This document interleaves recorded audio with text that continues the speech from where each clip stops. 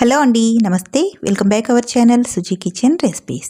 ఈరోజు ఒక కప్పు ఉప్మా రవ్వతో సింపుల్గా ప్రిపేర్ చేసుకునే ఒక మంచి స్నాక్ ఐటెం ఈవినింగ్ తినడానికి చాలా బాగుంటాయి. చాలా సింపుల్గా ప్రిపేర్ చేసుకోవచ్చు. ఇన్స్టెంట్గా ప్రిపేర్ చేసుకుని ఈ స్నాక్ రెసిపీని ఎలాంటి చట్నీ లేకుండా తినేయచ్చండి, అంత బాగుంటాయి. మరి ఇవి ఎలా చేయాలి ఇప్పుడైతే వీడియోలో చూసి ట్రై చేయండి. ఇప్పుడైతే వీడియో స్టార్ట్ చేద్దాం. ముందుగా స్టవ్ ఆన్ చేసి ఇలా ఒక కళాయి పెట్టేసుకోండి. ఇప్పుడు ఇందులోకి ఒక కప్పు మెజర్మెంట్తో 2 కప్పుల వరకు నీళ్ళైతే వేసుకోండి. ఇదే కప్పుతో మెజర్మెంట్స్ అన్నీ కూడా చూపిస్తాను. ఇలా 2 కప్పులు నీళ్లు వేసిన తర్వాత ఇందులోకి 1 స్పూన్ వరకు జీలకర్ర యాడ్ చేసుకోండి. ఆ తర్వాత రుచికి సరిపడా ఉప్పు వేసుకుందాము. ఇక్కడ సాల్ట్ వచ్చేసి ఒక 1/2 స్పూన్ అయితే పడుతుంది. ఇలా సాల్ట్ వేసిన తర్వాత ఇందులోనే ఒక 3 టేబుల్ స్పూన్ల వరకు అయితే చక్కెరని వేసుకోండి. ఈ స్నాక్స్ తినేటప్పుడు లైట్గా షుగర్ తగులుతూ చాలా టేస్టీగా ఉంటాయి. ఇలా షుగర్ వేసిన తర్వాత మొత్తం కూడా కరిగేలాగా ఒకసారి కలిపేసుకోండి.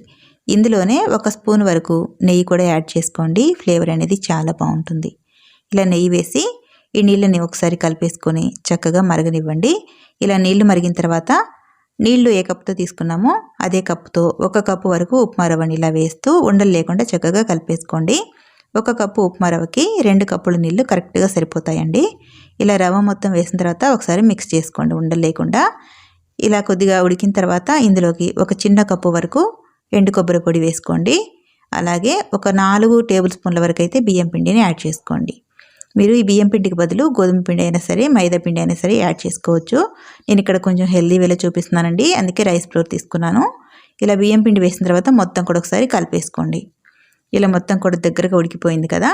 ఇలా ఒకసారి కలిపేసుకున్న తర్వాత మూత పెట్టి ఒక 5 నిమిషాలు అయితే కొద్దిగా మగ్గనివ్వండి. నీరు అనేది లేకుండా చక్కగా ఉడికిపోతుంది. ఒక 5 నిమిషాల తర్వాత ఓపెన్ చేసి స్టవ్ ఆఫ్ చేసుకోండి. ఇప్పుడు ఈ రవ్వ మిశ్రమాన్ని మరొకసారి కలిపేసుకొని ఈ రవ్వనంతా కూడా ఒక ప్లేట్లోకి వేసేసుకోండి. ఇలా ఒక ప్లేట్లోకి వేసేసి కొద్దిగా ఈ రవ్వనంతా కూడా గరిటెతో కొద్దిగా వెడల్పుగా స్ప్రెడ్ చేసుకోండి. రవ్వ అనేది తొందరగా ఆరిపోతుంది, ఎక్కువ టైం కూడా పట్టదు. ఒక 5-10 నిమిషాలకైతే రవ్వ అంతా కూడా పూర్తిగా చల్లారిపోతుందండి. ఇలా పూర్తిగా చల్లారిన తర్వాత ఈ రవ్వనంతా కూడా బాగా ఇలా కలిపేసుకోవాలి. మనకి సాఫ్ట్ పిండిలాగా వచ్చేంత వరకు కలిపేసుకోవాలి. ఇందులో నెయ్యి వేసాం కాబట్టి మన చేతికి ఏమీ అంటుకోదండి. బాగా మెదుపుకుంటూ ఇలా ఉండలా ప్రిపేర్ చేసుకోండి. ఇలా ఉండలా ప్రిపేర్ చేసిన తర్వాత ఈ రవ్వ ముద్దని 2 బాల్స్ లాగా డివైడ్ చేసేసుకోండి. ఇలా ఒక పిండి ముద్దను తీసేసుకొని మిగిలిన పిండి ఆరిపోకుండా పక్కన పెట్టేసుకోండి. ఇప్పుడు ఈ పిండి ముద్దని ఇప్పుడు చపాతీలాగా రోల్ చేసుకుందాము. దీనికి ఎలాంటి పొడి పిండి కానీ ఆయిల్ కానీ వేయాల్సిన అవసరం లేదండి. ఈ రవ్వని ఉడికించేటప్పుడు నెయ్యి వేసాం కదా, ఆ నెయ్యి అనేది సరిపోతుంది. పూరీకర్రకు అంటుకోదండి, అలాగే చేతికి కూడా అంటుకోదు. ఒకవేళ ఏమైనా పూరీకర్రకు అంటుకుంటూ ఉంటే ఆయిల్ని అయితే అప్లై చేసేసుకొని రోల్ చేసుకోండి. ఇలా చపాతీ ముద్దలా రోల్ చేసుకోవాలి. మరీ పల్చగా ఉండకూడదు, కొంచెం మందంగానే రోల్ చేసుకోవాలి. ఇప్పుడు ఇలా ఒక గ్లాస్తో చిన్న చిన్న పూరీలాగా కట్ చేసుకోవాలి. మనకి కావాల్సిన షేప్లో అయితే చిన్నగా అయినా సరే పెద్దగా అయినా సరే కట్ చేసుకోండి. నేను ఇక్కడ చిన్న చిన్నగా ప్రిపేర్ చేసి చూపిస్తున్నాను. ఇలా చిన్న చిన్నగా రౌండ్స్ చేసేసుకొని ఎక్స్ట్రా పిండిని అంతా కూడా తీసి పక్కన పెట్టేసుకోండి. ఇదే విధంగా మిగిలిన పిండి కూడా ప్రిపేర్ చేసుకున్నారంటే చిన్న చిన్న పూరీలు అయితే రెడీ అయిపోతాయి.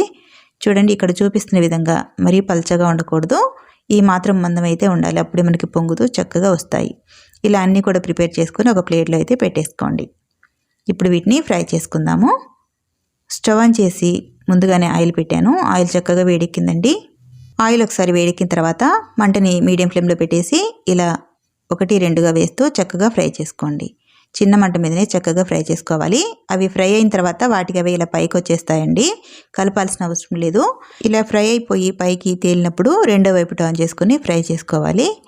చక్కగా 2 వైపులా మంచి గోల్డ్ కలర్ వచ్చేంత వరకు వేయించేసుకోవాలండి. చూసారా, ఆయిల్లో వేయంగానే చక్కగా పొంగుతూ పైకి వచ్చేసాయి. ఇలా ఉడికిన తర్వాత రెండో వైపు కూడా చక్కగా టర్న్ చేస్తూ ఫ్రై చేసుకోండి. చాలా సింపుల్గా చేసేసుకోవచ్చు అండి. టేస్ట్ అయితే చాలా బాగుంటాయి. ఈ వీడియో చూసిన తర్వాత మీరు కూడా తప్పకుండా ట్రై చేయండి. రెసిపీ ఎలా ఉందో కామెంట్ చేయండి. చూసారా, ఇలా ఈ కలర్ వచ్చేంత వరకు ఫ్రై చేసుకొని ఒక ప్లేట్లోకి సర్వ్ చేసుకోవడమే. మిగిలినవన్నీ కూడా ఇదే విధంగా రెడీ చేసుకున్నారంటే ఎంతో రుచిగా ఉండే రవ్వ పూరీ స్నాక్స్ అయితే రెడీ అయిపోతాయి. అక్కడక్కడ కొబ్బరి తగులుతూ తక్కువ స్వీట్నెస్తో చాలా టేస్టీగా ఉంటుందండి. ఎక్కువ స్వీట్నెస్ కూడా ఉండదు, టేస్ట్ అయితే బాగుంటాయి, మంచి ఫ్లేవర్తో ఉంటాయి. మీరు కూడా ఈ రెసిపీని ట్రై చేసి ఈ రవ్వ స్నాక్స్ రెసిపీ ఎలా వచ్చిందో కామెంట్ రూపంలో తెలియచేయండి.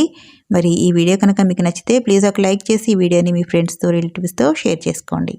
కొత్తగా ఎవరైనా నా ఛానల్ని చూసినట్లయితే please subscribe to my YouTube channel. Thank you for watching.